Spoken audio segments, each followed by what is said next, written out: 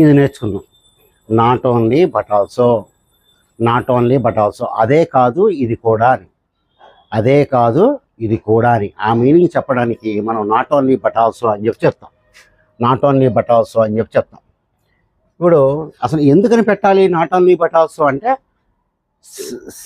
ఆ సెంటెన్స్ని మనం కొద్దిగా స్ట్రాంగ్గా చెప్తాం అన్నమాట, వెరైటీగా చెప్తాం. ఫర్ ఎగ్జాంపుల్ చూడండి, వీటిని ఇంగ్లీష్లో నాట్ ఓన్లీ బట్ ఆల్సో ఏమంటారంటే, ఇంగ్లీష్లో కంజంక్షన్స్ అంటారు. కంజంక్షన్స్ అంటే జాయిన్ చేస్తూ ఉంటాయి.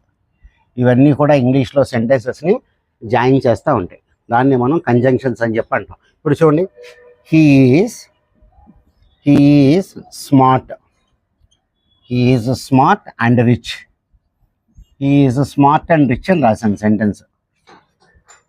హీ ఈజ్ స్మార్ట్ అండ్ వాడు తెలివిగలడు డబ్బుగలడు అని చెప్పి రాశాను. ఇప్పుడు మీరు ఇలా చెప్తే సెంటెన్స్ మామూలుగా ఉంది. కాబట్టి ఇక్కడ మీరు ఏం చేస్తారంటే, సెంటెన్స్ని ఈ ఎంఫటిక్ వేలో చెప్పాలంటే, అంటే గట్టిగా చెప్పాలంటే, ఇక్కడ చూడండి, స్మార్ట్ రిచ్ రెండు కూడా యాడ్జెక్టివ్సే. నాట్ ఓన్లీ వాడినప్పుడు మనం రెండు కూడా ఈక్వల్గా వాడాలి. ఒకటి స్మార్ట్, ఒకటి ఇంటెలిజెంట్. స్మార్ట్, ఒకటి రిచ్, ఈ రెండు కూడా యాడ్జెక్టివ్సే రావాలి పక్కన కూడా, రెండిట్లో కూడా. ఒకటి యాడ్జెక్టివ్, ఒకటి నౌన్ వాడకూడదు. ఇది మనం గుర్తుపెట్టుకోవాలి. కాబట్టి ఒక దాని ముందు నాట్ ఓన్లీ పెట్టండి, ఇంకో దాని ముందు రిచ్ పెట్టండి.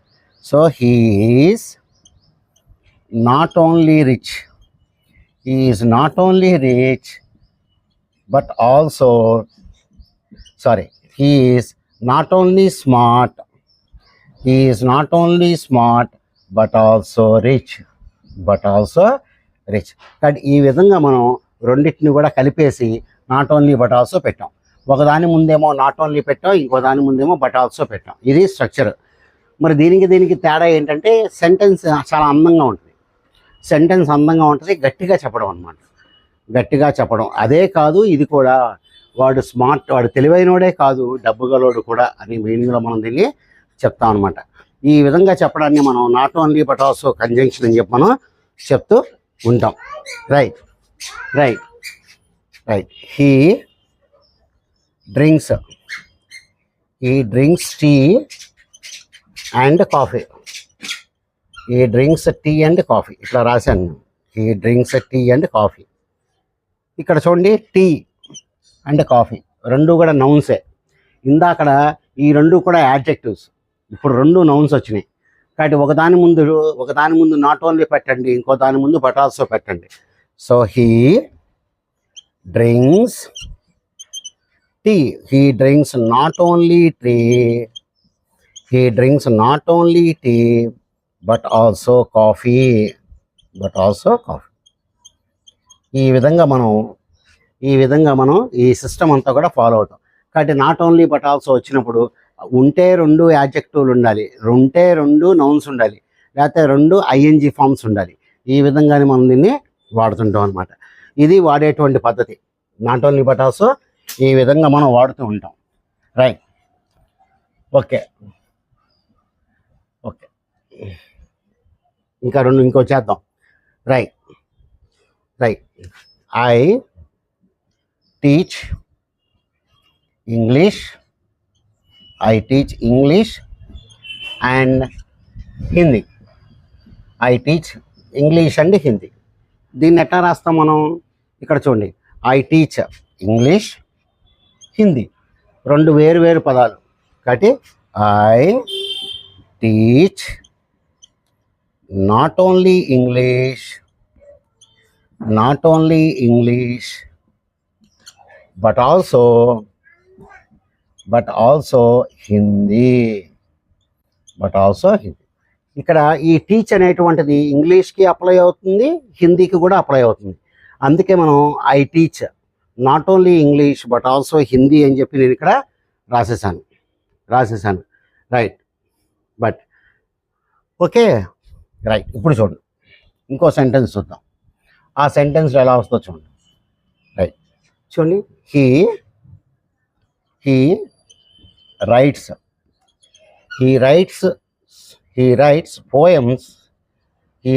poems and sings songs. ఇట్లా రాసాం. He writes poems and sings songs. ఇక్కడ ఒక వెర్బ్ ఉంది, ఇక్కడ మనకి ఒక వెర్బ్ ఉంది, 2 వెర్బులు ఉన్నాయి మనకి, అక్కడ ఒక వెర్బు ఇక్కడ ఒక వెర్బు మనకి ఉంది. మరి దీన్ని ఎట్లా రాస్తాం మనం చూడండి. ఇక్కడ poems, songs. He writes poems, he writes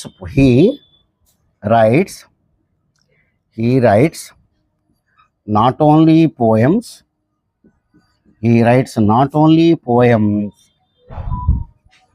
but he also sings songs అని రాస్తాం.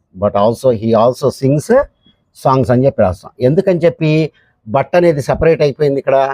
ఇంతకుముందు అంతా బట్ ఆల్సో అని చెప్పి రాశాం కదా, అంటే ఇక్కడ వెర్బు వేరు, ఇక్కడ వెర్బు వేరు, 2 వెర్బులు వేరుగా ఉన్నాయి. కాబట్టి 2 వెర్బులు వేరుగా ఉన్నాయి కాబట్టి మనం ఏం చేస్తాం, ఇక్కడ ఈ బట్ ఆల్సోకి మధ్యలో హీ అనేటువంటిది మనం ఇక్కడ పెట్టాం. మామూలు సెంటెన్సెస్లో మనం అట్లా పెట్టలేదు, అట్లాగా పెట్టలేం. కాబట్టి 2 వేరు వెర్బస్ వచ్చినప్పుడు మీరు ఈ విధంగా దీన్ని ఇక్కడ ఇట్లాగా మార్చుకోవాలి. చూడండి. He ate biryani, and drank cola, ఇట్లా రాసా. He ate biryani and drank cola. ఇక్కడ చూడండి, బిర్యానీ నౌనే, కోలా కూడా నౌనే, కానీ వెర్బులు వేరుగా వచ్చినాయి. ఒక చోట ఏమో తిన్నాడు, ఒక చోట ఏమో తాగాడు. కాబట్టి ఏమి రాస్తాం, he not only he ate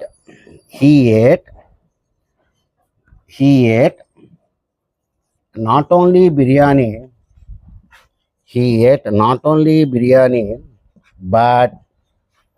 but he also drank cola. ఇట్లా. కాబట్టి ఇక్కడ మీరు ఈ సెంటెన్స్లో he ate not only biryani but also cola అని చెప్పి అనకూడదు, ఎందుకంటే ఇక్కడేమో ఏట్ వచ్చింది, ఇక్కడేమో డ్రాంక్ వచ్చింది. కాబట్టి మీరు దీన్ని సెపరేట్ సెంటెన్స్ కింద రాసుకోవాలి.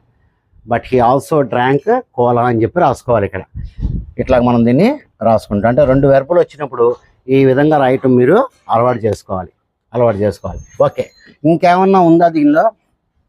ఇంకేమన్నా ఎడిషనల్గా ఏమన్నా ఉందా అంటే ఉంది, కొద్దిగా చూడండి. దాన్ని ఏమంటాం అంటే మనం ఇన్వర్షన్ అని చెప్పి అంటాం. ఇన్వర్షన్ అంటే ఇక్కడ నాట్ ఓన్లీ ఎప్పుడు కూడా మనకి సెంటెన్స్ బిగినింగ్లో వస్తుంది అనమాట. సెంటెన్స్ బిగినింగ్లో మనకి కనబడతా ఉంటుంది. రైట్. ఇప్పుడు చూడండి, he is a dramatist. And novelist. రెండు పేర్లే, రెండు ఇదే. ఇప్పుడు మీరు దీన్ని ఏం చేయాలంటే ఇన్వర్షన్లో పెట్టి రాయాలి. అంటే నాట్ ఓన్లీ అనేది ముందు రావాలి. కాబట్టి ఏం రాస్తారు, నాట్ ఓన్లీ రాసినప్పుడు ఈ వెర్బ్ ముందుకు వచ్చేస్తుంది. Not only is he A dramatist, not only is a dramatist but also a novelist. దీన్ని ఏమంటారంటే ఇంగ్లీష్లో ఇన్వర్షన్ అని చెప్పి అంటారు. అంటే నాట్ ఓన్లీ ముందు వచ్చేస్తుంది అనమాట. నాట్ ఓన్లీ ముందు రాగానే పక్కన మనకి వెర్బ్ అనేది వచ్చేస్తుంది. దీన్ని ఏమంటారు ఇంగ్లీష్లో ఇన్వర్షన్ అని చెప్పి అంటారు. ఇది మీకు ఎక్కువగా కాంపిటేటివ్ ఎగ్జామ్స్లో వీడు మనకి ఇస్తూ ఉంటాడు. రైట్. చూడండి, he plays the guitar. And sings folk songs. ఇది వాడిచ్చింది. దీన్ని ఎట్లా రాస్తాం, he plays the guitar and sings folk songs. ఇప్పుడు మీరు ఇన్వర్షన్లో రాయాలి. ఇన్వర్షన్ అంటే నాట్ ఓన్లీ బట్ ఆల్సో ముందు రావాలి. So not only okay. మరి ఇక్కడ వెర్బ్ లేదు కదండి, ఇక్కడ వెర్బ్ అనేది లేదు కదా, కానీ ఇక్కడ వెర్బ్కి ఎస్ ఫామ్ ఉంది కాబట్టి మీరు ఇక్కడ డస్ తెచ్చుకోవాలి. So not only does he play, not only does he play the guitar, not only does he play the guitar but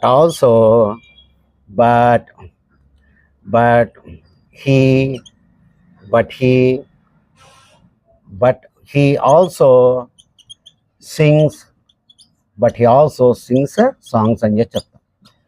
ఇప్పుడు నేను ఇక్కడ బట్ ఆల్సో అని చెప్పి ఎందుకు రాయలేదు అంటే చూడండి, రెండు పనులు, ఒకటేమో ప్లేస్, ఒకటేమో సింగ్స్, రెండు వేరు వచ్చినాయి కాబట్టి నేను బట్ ఆల్సోని మధ్యలో నేను స్ప్లిట్ చేశాను అనమాట. బట్ ఆల్సో మధ్యలో నేను స్ప్లిట్ చేశాను. ఈ విధంగా మనం దీన్ని వాడుతూ ఉంటాం. ఇంకో ఎగ్జాంపుల్ చెప్పుకుంటే మనకి ఈ రోజుకి సరిపోతుంది. రైట్, చూడండి. Right, he visited London. He met his friends.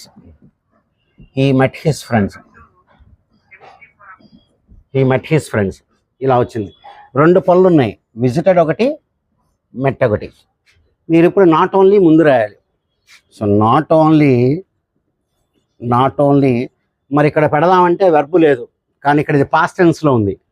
So not only did he visit London, ఇక్కడ ఒక వెర్బు, ఇక్కడ ఒక verb, London, but he also met his friends. ఈ విధంగా మనం మామూలుగా నాట్ ఓన్లీ బట్ ఆల్సో రాస్తాము. అలాగే మనం ఇన్వర్షన్లో కూడా రాస్తాం. ఈ విధంగా రాయటం వల్ల మీ లాంగ్వేజ్ స్కిల్స్ ఇంప్రూవ్ అవుతాయి, మీ మాటల్లో కూడా చాలా అందం కనబడుతూ ఉంటుంది అన్నమాట. ఓకే డియర్ స్టూడెంట్స్, ఈ రోజుకి చాలు. మీకు ఈ వీడియో నచ్చితే లైక్, షేర్ అండ్ సబ్స్క్రైబ్ చేసుకోండి. మెయిన్గా మీ ఫ్రెండ్స్కి మాత్రం షేర్ చేయండి. Good day to you all.